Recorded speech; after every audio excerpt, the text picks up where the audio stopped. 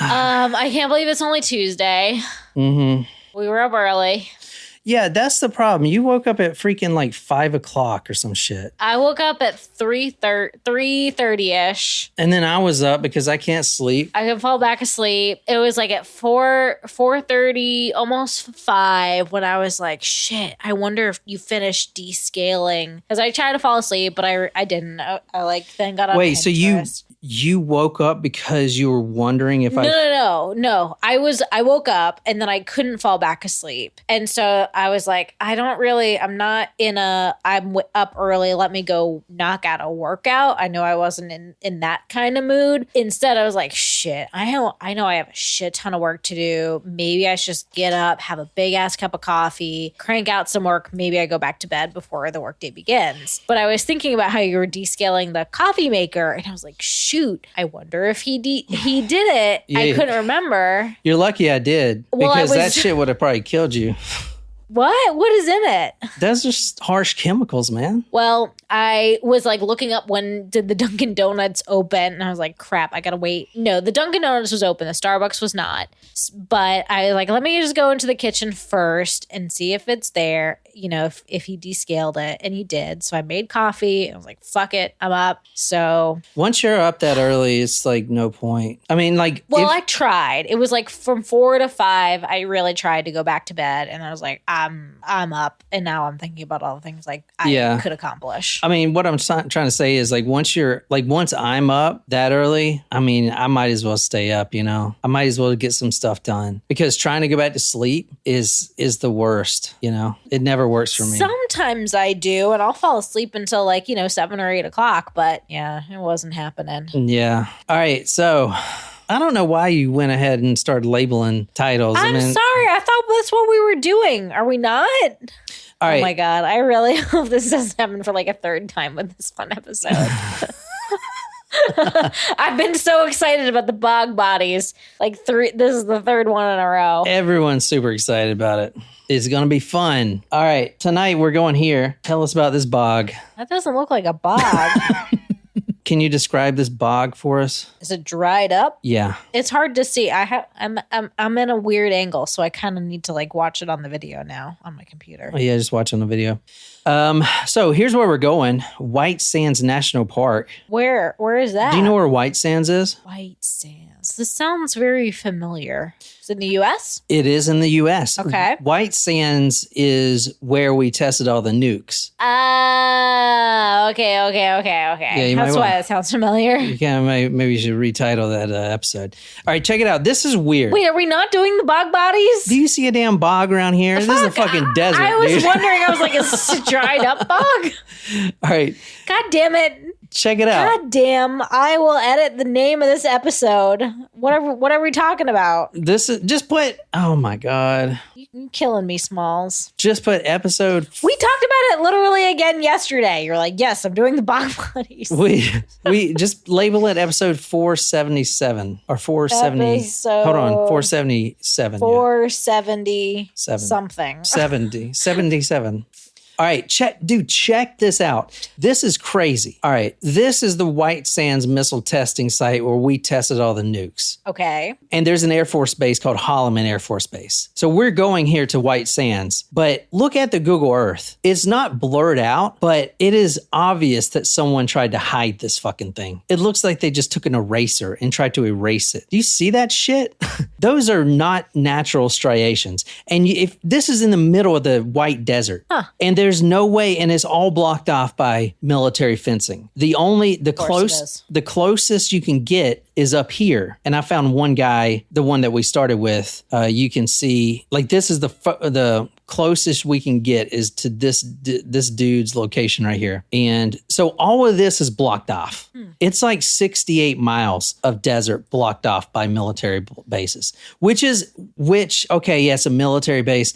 The military base is super small. And is it New Mexico? Yes, New Mexico. Okay. Yeah, sorry, it's New Mexico. The military base is over here. Look how small it is. It's a freaking Air Force base. But going on Google Earth, It looks like a beach, like in waves, doesn't it? yeah, going in the Google Earth, you can actually see, because this was a testing site, so there's going to be roads. But you can actually see some of the roads. And let's see. Oh yeah, you see how it's definitely blurred or something. Yeah. Like that is so weird, is it not? Yeah, it really looks to me like the ocean foam when a wave, Yeah. like when the tides pull back. It's pretty trippy, actually, that that's in the desert. They are definitely trying. Is this near like El Centro in New Mexico? No, it's near. I don't know where El Centro or whatever is. I just know my brother-in-law would have to La Cruces. fly in La El Cruces. Centro a lot. That's where he would go. For Las Cruces. Another thing. So let's look at the military base right quick. And this all does have a point. But I spent like probably an hour looking through this shit. Las Cruces. We did a story there for the D. bowling alley. Yes. Yeah. But if you go and let's see, all of this is fencing. This is government fencing. So this is like pretty insane. That is. We thought our fence was going to be expensive. See, all of this down here is fenced off too. All of this, like you can't get over here. It's all fenced. Like you can see the roads, you know? And if you go on the Google Earth, the Air Force base is way up here. Okay. The Air Force base is way up there. I mean, you can't even get in this whole area right here. Isn't it nuts? Yeah. I mean, is that not weird to you? I mean, that's just so much shit blocked off, dude. It's a big area. It's huge. It's literally 70 miles. That's like here to freaking Columbia almost. But you see that people are driving on it every day. You see like car tracks and stuff. I don't know, man. I'm going to keep looking at this when I get some time because I know I could find some crazy shit, you know? Anyway, that's where we're going to tonight. I don't want to bore you with that, but that is going to be important. So tonight I'm doing a story from 1956. We are starting in March 1956 in White Sands, New Mexico. And this was during the Cold War and is near Holloman Air Force Base. Okay. We're talking about two individuals tonight, a Major Cunningham. He was an Air Force major, and he went out with Sergeant, which is E6, Sergeant Jonathan P. Lovett, and I could not find his MOS per se. I know Major Cunningham was a commander. I didn't exactly see what Lovett, his occupation was. To be honest, as you're going to see, it's hard to find records that the guy even existed. Okay. And you're going to see why here in a second. But 1956, March, 3 o'clock in the morning. So 0300 hours. They've been shooting missiles. This is during the Cold War. So they're testing 24/7. The Major and Sergeant Lovett, they get in the Jeep and they drive that big road that I showed you, that long road way out there in the desert because they got to recover some debris from a missile they just shot. So, you know, the tracking system or whatever they had in the 1950s, technology that when the missile hits, boom, if there's anything to salvage, even stuff like, metals that they would salvage, just anything that they could get and reuse, right? Okay. One thing, I got to tell you this right quick. I read a lot of science stuff, and this week, and you guys can take this how you want, but this is the first time in history that a warring power or someone at war, the Ukraine, has used artificial intelligence in a drone striking operation. No. It's not right. There was no human presence. The artificial intelligence made the decision in the drone flies over and spots enemies based on its algorithms and then destroys them. Was it right? No, it's not right all the time. The thinking is just like everything, just like the Tesla, right? It's when Tesla first came out, yeah, sometimes the car might run off the cliff. You know, it's not right all the time, but it gets better. It's not always right. Is it better than human judgment? That's classified. I don't know. Or not classified, but it hasn't been released. Yeah. The drone company started in 2021 before the Ukraine war. They built the drone and artificial intelligence. So how it works is, and this isn't like, you don't have to be a scientist to do this. We could go on our computer and within a few hours program exactly what this drone is doing. You're basically feeding it an algorithm like, okay, for instance, let's take a Scud missile or a tank. You know, maybe the outline of a Scud missile or whatever the Russians use, you know, put that in the data bank and have the artificial intelligence remember that. So when it's flying its drone, if it sees it, no matter what angle, it knows it's a missile. missile, and it makes the decision by itself to engage. I mean, the implications of that is horrifying. Yeah. Because it doesn't take much for, if Russia, for instance, if they were smart, they would, I don't know, hack into it or camouflage something to look like a missile and be civilians. I don't know. I mean, there's so much stuff that can go wrong, not even counting the fact that the damn drone may be completely off. Yeah.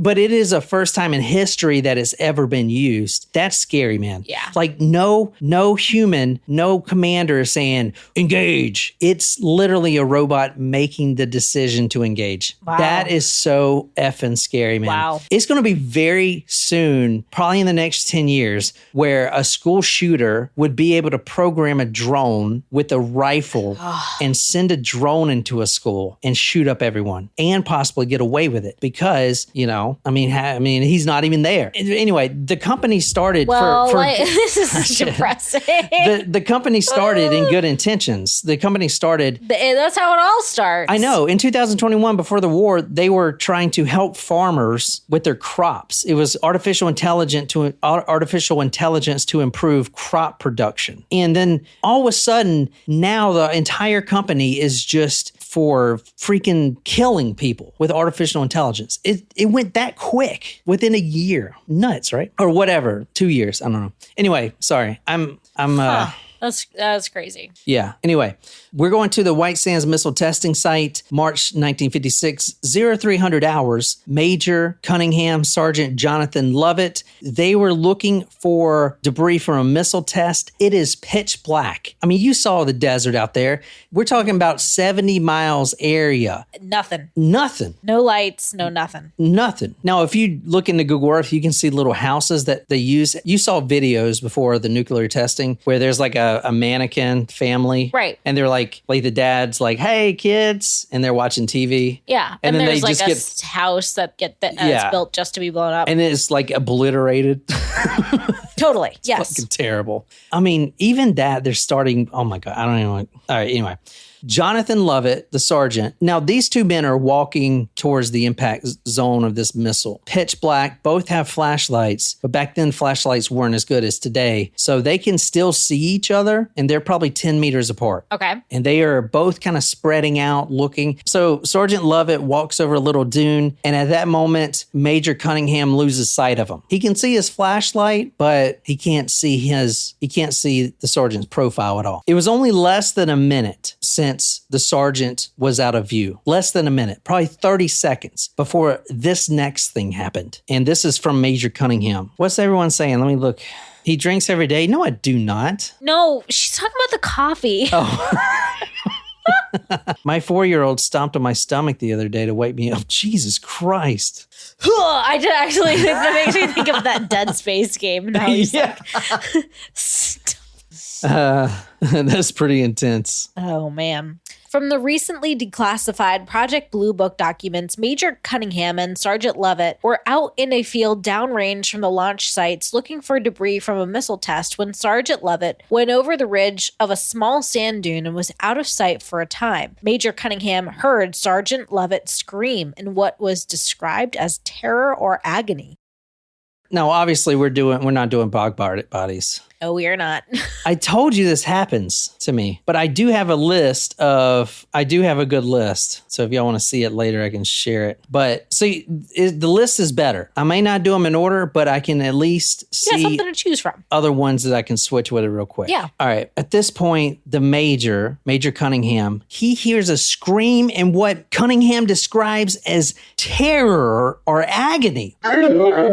Now, this is from declassified documents. The Project Blue Book, you probably heard of that before. Yes. Recently declassified. Yes. There's also another one that predates Project Blue Book. That's actually where this is coming from, called Project Grudge. So that's kind of what we're talking about tonight. The Major runs over there. Shit! Oh God, this sucks. Do we even have a med pack in the freaking Jeep? I know we got bit by a snake. Another soldier just a week before had gotten bit by a Western diamondback rattlesnake. Now, those things aren't going to kill you if you get treatment. Yeah, if you get treatment, but otherwise they gonna kill you. I don't think they even had a med kit in a Jeep. I don't know. Anyway, that's what he's thinking. He's like, shit. shit, I know this is what's happening. We're 30 miles away from Holloman. Shit, let me just drag him over because he's probably got him right in the nads or something. I'm gonna have to drag him to the Jeep. Hey, Brandon, thanks for joining. Hope you're doing okay. What's up, Brandon? From the declassified Project Blue Book documents, the major, thinking Lovette had been bitten by a snake or something ran over the crest of the dune and saw Sergeant Lovette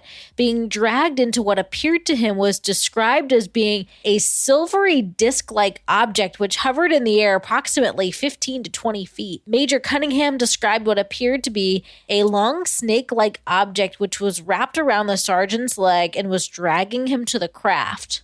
This is from... What? This is government documents. Martin also thinks he requested this one. You probably did, because I'm doing nothing but request. So there you go, Martin. Thank you, Martin. This was a good one. This is I'm also going to I'm doing this one, and then we're going to talk a little bit about, well, you'll see what we're talking about. Did we talk about your tattoo idea? This feels relevant. I don't think so. Your additional tattoo idea? Probe here. Yeah, so guys, we're going to come up with a contest. One that John can very equally either win or lose. Yeah. And either way, it's a win.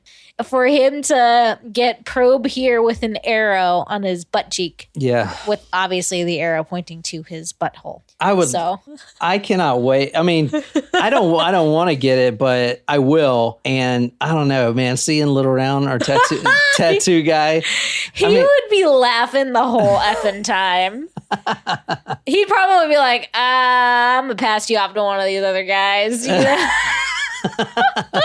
So what do you think of this so far? Wild. Have you heard of Project Blue Book? Yes. You have? Yes. From where? Other stories we've talked about. Alien documentaries. Yeah. Was it the whole, was the Marilyn Monroe thing part of Project Blue Book? No. There was some alien component to that, wasn't there? Oh yeah, it's because she knew about it. So Project Blue Book was the predecessor of, and I didn't know this until today, it's the predecessor of Project Grudge. Project Grudge was something that was only around for a few years. It was the initial attempt to classify UFOs. And from what I'm reading... Like as in reptilian, gray people? Not reptilians, no. Grays, yeah. Reptilians supposedly live under the bases, and they've been here before humans. But this Project Grudge was to seriously put them in a classification? All right, obviously there's no pictures of this silvery disc. Damn, I wish there was, though. But from the reports I've seen about it, it's very important that we describe it. Exactly how the major described it. Okay. And I tried to get ChatGPT, its sister project, Dolly. I tried to get that thing to draw me something. All right, so this is what the AI gave me. Now, let's describe it real quick. A silvery disc, and what did you say? A silvery disc with, quote, long snake-like objects which were wrapped around the sergeant's legs and were dragging him into the craft, which is different than your usual UFO beam, your light beam. This is what it came up with. Not very good. Oh, hang on. I gotta wait for it to come up on the computer. What's bad about it? I mean, it's... You think it's too stereotypical? Yeah. I think they look pretty cool. Yeah, they do look cool, but it's not nearly... I like these black and white ones. That one's pretty cool. I like the one that said, the one to the left of that. So here's the description I gave it. Illustration of a desert landscape resembling White Sands, New Mexico, with a unique gypsum dunes. Hovering is a silver UFO with multiple long spider-like serpentine arms wrapped around a man named Jonathan Lovett, lifting him off the ground and abducting him into the UFO. The atmosphere is tense and mysterious, with Lovett showing signs of distress. That's a pretty cool image right there. Kind of crazy, right? Wild. Super wild. Major Cunningham described these snake-like metallic arms wrapping around this soldier. Now, he's stunned at this point. He even admits it. He's like, I froze. What's he going to do? Run over there and you can't take him? And start pulling him down? You're probably like, holy shit, am I hallucinating? Now, this is 1956, so this is one of the first real abductions. Mm-hmm. And it's interesting to know that all these UFO sightings happened when we start testing nuclear weapons. And that's very important. Right. That's when it happens because nuclear explosions release gamma rays, which are highly noticeable anywhere in the universe. They're very high energy. Well, like WTF's going on in this No place. shit. Yeah. Yeah, it's like WTF. Like nothing produces gamma rays except like literally the birth of the universe, like naturally. It's so much power. So if you're any other civilization, you're like, whoa, what's this shit about? Like, should we go like vacation here? Or, see you what's know. up? Get some probing done. you may not believe in UFOs or whatever, but I want to tell you, I just believe in them more because and more in the last few years, for sure. if you think UFOs were here during the Cold War, you got to remember, just because they have alien spacecraft and they're advanced does not mean that they figured out nuclear technology yet. You know what I'm saying? True. I mean, we could have, there's in an alternate universe to us right now, there could be an alternate universe that hasn't invented AC conditioning, like AC units. You know what I'm saying? Because it's a technology that someone came up with. Right. I don't know. I know I'm... No, you're good. Major Cunningham is frozen in fear. He is watching his sergeant, distressed,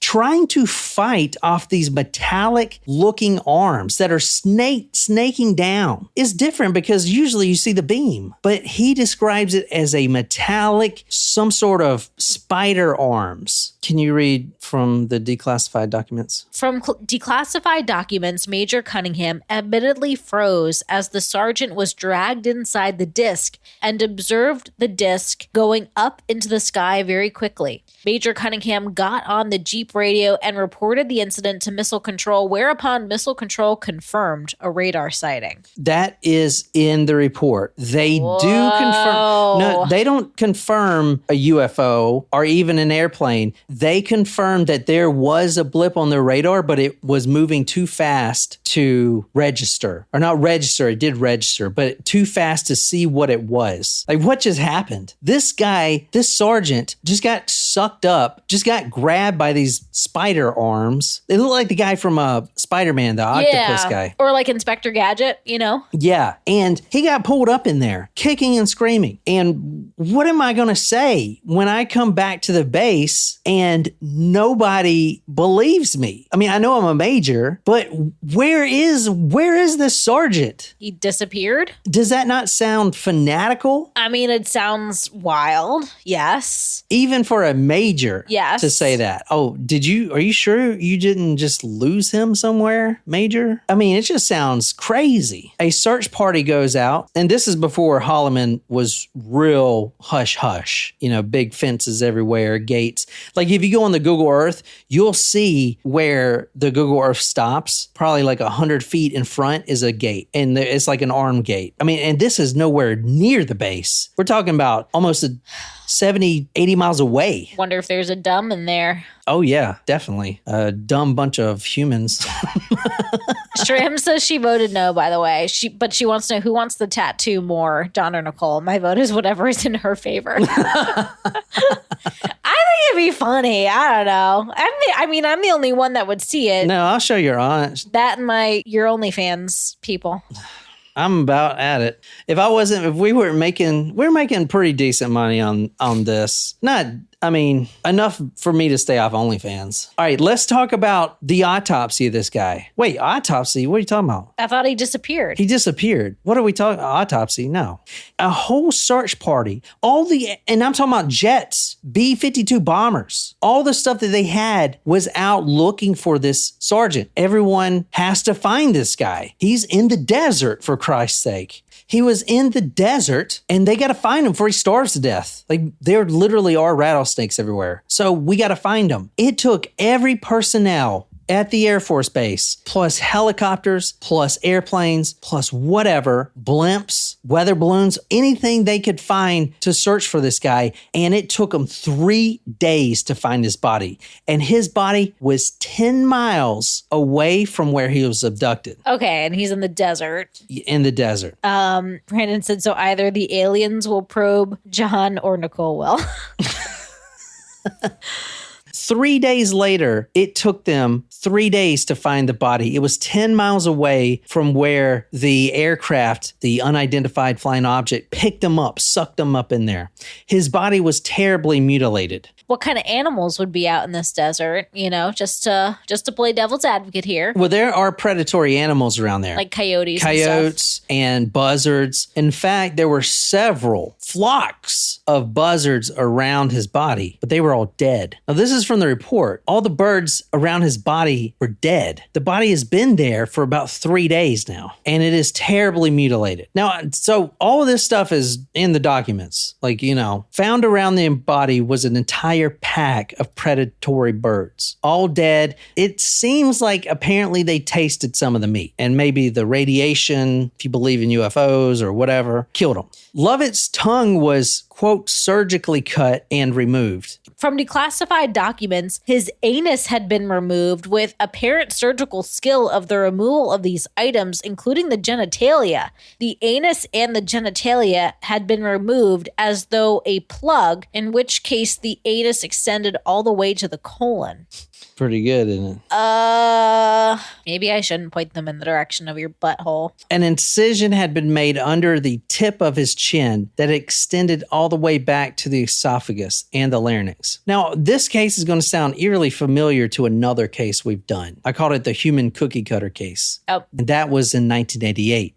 But the similarities are eerie. Yeah. As you'll see. The blood in Lovett had been completely drained. If he would have bled out, it would still be on the sand. It would still be there. It's a damn desert. It would be, the white desert, for Christ's sake, right? The white sand. Like, some blood would be there, but he had none at all. No blood. Quote, the autopsy report confirmed that the system had been completely drained of blood and that there was no vascular collapse due to death by bleeding. So when a body dies of complete blood loss, like all your blood is gone, there's always vascular collapse. The blood is kind of holding up expanding your veins, right? If, you know, your veins are round, and if the blood is drained, they collapse. Yep. Okay. But Lovett had no vascular collapse. So what they're saying is it was not drained. It was instantly removed before the vascular collapse could even happen. It was so quick. It was just there and then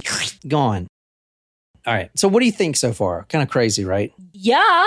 If you haven't heard the case, the Guadalajara Reservoir case is episode 443, Human Cookie Cutter. The state of the body is eerily similar, okay? That one actually has pictures, which I can't show because I don't want to get banned. Yep. I wish I could show them, but they're very extremely graphic. If you type in talkmurder.com and type in Guadalajara, I said it right that time. I'm doing it? No. I'm saying, like, if okay. The podcast listener is saying, you know. Let's talk about this report. Let's make sure the report is legit. Okay. This is part of the Project Blue Book, technically, but it's actually the predecessor. This is called Project Grudge. It consists of 14 reports. The mutilation of Sergeant Jonathan Lovett being report number 13, initially removed or hidden for whatever reason. When these were declassified, for some reason, the report 13 was not in there. Strange, right? However, this report has been inspected by several people, including a guy named Bill English. He was the son of an Arizona state legislator and former captain in the Green Berets. In fact, he was chosen because he was serving in Vietnam on a mission to retrieve a B-52 bomber that had been, quote, forced down by an unidentified flying object. So this report came out like late 50s, and it had all of this in there. But it was so classified that only a few eyes could see it. Now we actually have the whole report, minus case number 13. This Bill English, he was chosen to review these reports in the 80s. Okay. Because he was involved in a B-52 recovery, because he's a special forces guy. B-52 bomber recovery in Vietnam was forced, quote, forced down by an unidentified flying object. The reports from that mission I was looking up included a radio communication from the pilot seeing a, quote, large light, end quote. And that's all it was. It was just a large light and then complete cut of communication. Once Bill English Bush's team, his special forces team, approached and found the aircraft, he noticed that besides minor damage to the fuselage, the B-52, which is the bomber, which was a top secret bomber, and it's the one that looks like a V or a triangle. The craft was completely intact and operational, but the entire crew inside had been, quote, mutilated to the same effect as Lovett. Wow. Now, here's the problem with these reports. All right. And here's the new kind of state we're living in. For the last 40, 50 years, these reports didn't exist. I mean, they did, but they were classified. Not even that. The government, EarthGov, would say, no, that's Project Blue Book doesn't exist. What are you talking about? That's just denied. That's just crackhead UFOs, ufologists thinking that there's, whatever. There's not a thing. There's not a thing. However, now, recently, they actually declassified Project Blue Book. Right. Most of it. Right. A lot of it. Not all of it, but they were denying its existence for 40 years and now it's declassified. It's the alien renaissance. This is from af.mil, the official Air Force website. This is Project Grudge, which was also denied, but now it's on the Air Force official website.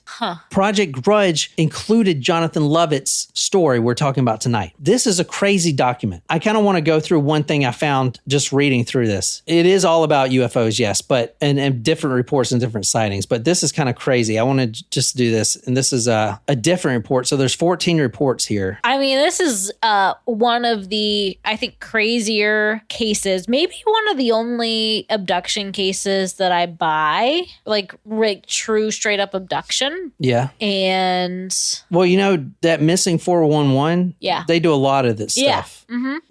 What about mutilations? Well, hold on. Let's get to that. We'll talk about that in a second. I mean, I think a lot of the mutilations that we've already covered are pretty compelling and unexplainable. I don't know. Like I said, in the last couple of years, I don't think I used to believe that aliens either. I knew that aliens existed given the vastness of the universe, but didn't really believe that they came here. That was like my stance maybe up until a year, 2 years ago. And now I do not think that is the case anymore. Check this out. This is part of the same Grudge report, but February 27th, 1950. Dear sir, I have fallen into some information I hardly know what to do with and hesitate to say anything for fear of being laughed out of town. Some months ago, I contacted a Professor Albert Hovings in Calgary, Alberta, Canada. He had some airplanes I was interested in buying. During the course of negotiation, he brings in the idea that he has in his possession a flying saucer and claims to have flown the thing over most of Western Canada and most of the United States. He claims it has no wings at all, has speeds from 0 to 1,600 miles per hour, and can land on either land or water. Isn't that nuts? Yeah. I am a former naval officer and do not consider myself a moron, as you may have suspected. I believe that Hovings actually has this contraption and that it has actually flown. I believe I can get Hovings to show us the machine and actually demonstrate. Isn't this nuts? I mean, yeah, this shit is it is intense. Anyway, let's get back to the story. So that's Project Grudge, which was denied forever, but now it's on the official Air Force website. Okay, maybe we denied it, but anyway. Yeah. From history.com, though Grudge reports 1 through 12 have been declassified along with report 14, no official mention or accounting of report 13 exists. The Lovett-Cunningham case remains unsubstantiated and no follow-up reports regarding the incident, if in fact it did happen, are available. Wow. So I mentioned the Guadalajara case. Yep. Go back and listen to that. That's episode 443. I'm going to go through it real quick. Brazil, 1988. Many similarities with these two cases. Also with the Jonathan Lovett case, all of his bones were broken. Same with this case as well. This Brazilian who was unidentified, bones all broken. The eyes, ears, tongue, and genital completely removed. Organs removed, absence of blood. These two cases stand alone with a few more, but there are thousands of cattle mutilation cases cases that have the same injuries, the absence of blood, the genitals removed, the same damn injuries. Yeah. The same. So it makes you think if this was aliens, they have a pattern. Accidentally picked up the wrong species. Maybe. Because they usually only go after cattle. We're going to kind of transition right quick into cattle mutilations. Widespread reports of livestock mutilation also contain similar details. Since the early 1970s, incidents of mutilated cattle, sheep, horses, rabbits, deer, bison, and elk have been recorded with bloodless corpses, often lacking jaw flesh, ears, eyes, tongue, lymph nodes, and genitalia. Colorado, San Luis, 2009. A 72-year-old Manuel Sanchez found his 4 cattle slaughtered. I have no idea what could do this, but I wish I did. Can you read from the Denver Post? 4 calves, all killed overnight. Their innards gone, tongue sliced out, udders carefully removed, facial skin sliced and gone, eyes cored away. Not a single track surrounding the carcasses, which were found in pastures locked behind 2 gates and a mile from any road. Not a drop of blood on the ground or even on the remaining skin. That's from the Denver Post. What I'm finding is these mutilations are exactly like the human ones, but there's way more cattle mutilations than humans. True. There's a couple other things that we're going to talk about. Sanchez, the one who lost 4 cattle, seen this his entire life. He's been a rancher. He's a farmer, yeah. He's a farmer. He's seen the violence that coyotes can do, killing his cattle. Then the birds come and scavenge. He's seen that. And this is what he says. A lion will drag its kill. Coyotes rip and tear flesh. Those were perfect cuts, like with a laser or a scalpel. And what would take the waste, all the guts, and leave the nice tender meat? Sanchez says, as he nudges his old Ford through the rutted trails, rosary beads swinging from his rearview mirror. No tracks, no blood, no nothing. I got nothing to go by. They don't leave no trace. That was the 8th separate report of a cattle mutilation in Colorado in the year 2009. The 8th. Wow. 8 reported cattle mutilations in one state in a span of 1 year. So do we think... And they're all the same. If it's an alien, do you think they're curious? Or do you think that, I wonder why, if it's an alien? And I don't know anymore. A lot of the cases with mutilations try to explain this. There's 2 things that are really hard to explain. The bones being broken. And if you look under the body, the corpse, there's a indentation. How do those things link together? Bones broken, a dent in the surface under them. Does it seem like they're being dropped from the sky? If the UFO abducted Lovett, they dropped them from way up high in the sky. Just got what they needed and just dropped them right down. A lot of force, yeah. That's why there's always an indentation from where they hit the freaking ground. All the bones broken. Yeah, that's crazy. Yeah. This is a crazy story. It sure is. Tom Miller, a rancher, talked about this. They just stripped this one. He raises 80 red and black Angus cows. Can you read again from the Denver Post? There by the trough, past the locked gate a quarter mile from the U.S., 350 east of Hone, was the calf. Its front legs and torso were gone. Its back legs were hanging by hide to a shattered pelvis and a meatless backbone. Miller thought a pack of coyotes had torn the calf the night before, then saw the ears sliced off the head in circular surgical-like cuts. He noticed there were no tracks and no blood anywhere. It's weird and unexplainable, says another rancher, Mike Duran, who lost his healthy 27-year-old red Angus cow on March 8th. Her udder and rear end removed with what he describes as, quote, laser cuts, like when someone cuts metal with a torch. 2019, a few years ago in Oregon. Explain this. I'm going to show you a photo of a cattle mutilation. Trigger warning, it's a dead cow. But explain what you're seeing and tell me this isn't something, this is the most intense shit you've ever seen. Explain how this happens. This cow is not cut anywhere, but explain how he looks like this. It looks like there's nothing inside the body. Like the skull looks like it's there and maybe the feet, but it looks like all the insides It's deflated. Yeah. It is. I was like, it kind of looks like it is a rug or a blanket. This is a cow that has been completely removed of everything. Don't they have like 4 stomachs? This cow looks deflated. Explain that. Yeah. Explain the 8 occurrences just in 2009, just in Colorado. Jesus. I mean, this is a real thing, man. I guess something is fucking happening here, dude. Like, what are they doing? Also, 2019, this is from NPR, 5 young bulls. Coming upon one of the dead bulls is an eerie scene. The forest is hot and still, apart from a raven's repeating caw. The bull looks like a giant deflated plush toy. It smells. Weirdly, there are no signs of buzzards, coyotes, or other scavengers. His red coat is as shiny as if he was going to the fair, but he is bloodless and his tongue and genitals have been surgically cut out. This is a 2,000-pound bull. Tell me someone didn't do this, and for what fucking reason? A 2,000-pound bull. You don't go near a bull, number one, unless you know what you're doing. Dang. And you definitely... What are these aliens doing with these cows? You tell me, man. Do you think like the cow is maybe similar to something where what they have, and they're like, oh, it's the closest thing we got. Maybe we can cure... I don't know. If you believe some of the UFO stories, there's a deal with the aliens that they can experiment on certain animals and a few humans. But you know what? I don't know. I don't want to go down that route because I don't want to lose credibility with my research for the murder episodes. Fair. I want to say, and I probably should have said this. Yeah, this story, I'm presenting it as it is, but I mean, there's a lot of unknowns. You know what I'm saying? I mean, it's hard to even find a record that this guy even existed. I mean, but we see the denial of all the Project Blue books and now here they are type of stuff. Like you can actually go and see that stuff. So I don't want to lose my credibility there. Fair. And I don't want to just blindly say I believe in UFOs, but explain that cow to me. That picture says a lot. Explain that cow to me. Somebody. I would love for an explanation on that cow because I am just freaking, I don't know. I would agree. A lot of these cows and bulls, like I said, have that noticeable depression as they were dropped from a great height.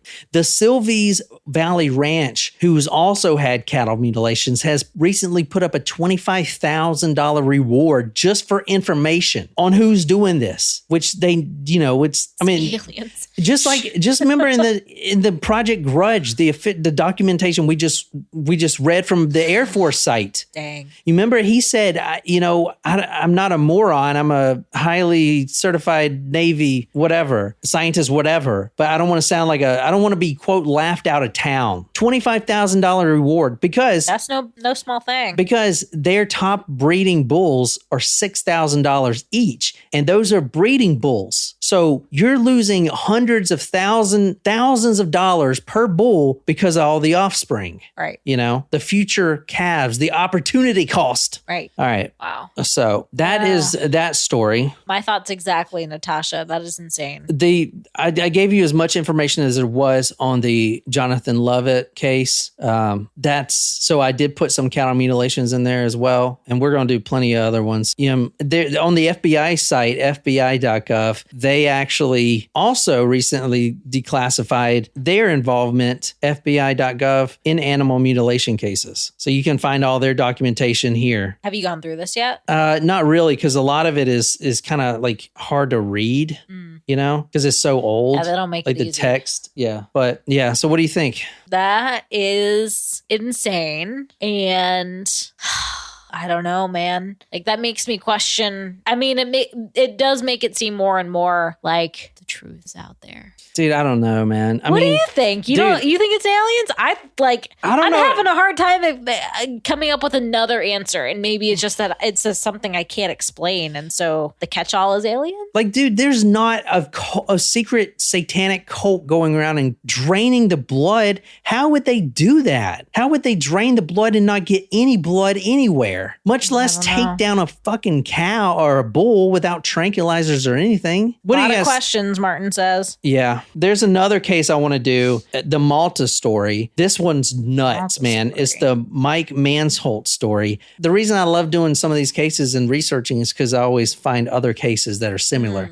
This case is effing nuts, like crazy. Crazier than this. Yeah, it's crazy. It's fucking nuts, dude. It's weird, dude. It is fucking out there. I can't wait to do that story. Anyway, I hope you guys enjoyed it. That was another UFO kind of story. Good story. Thanks for requesting it, Martin. Yeah, we got some good ones coming up. Yeah, thank you so much, Martin. Some good ones coming up just for Supremos, live chat, stream. That's just for you guys now. Yep. I am putting these on YouTube after the fact, but you know. And if you want to support us, go to patreon.com/talkmurder and all that stuff. Well, that's all we got. I'll be on the Discord if anyone wants to, talk or whatever, but that's all. So thanks so much, everybody. See you tomorrow, y'all. See you tomorrow for headlines. Till next time, good night, you lovely, lovely people.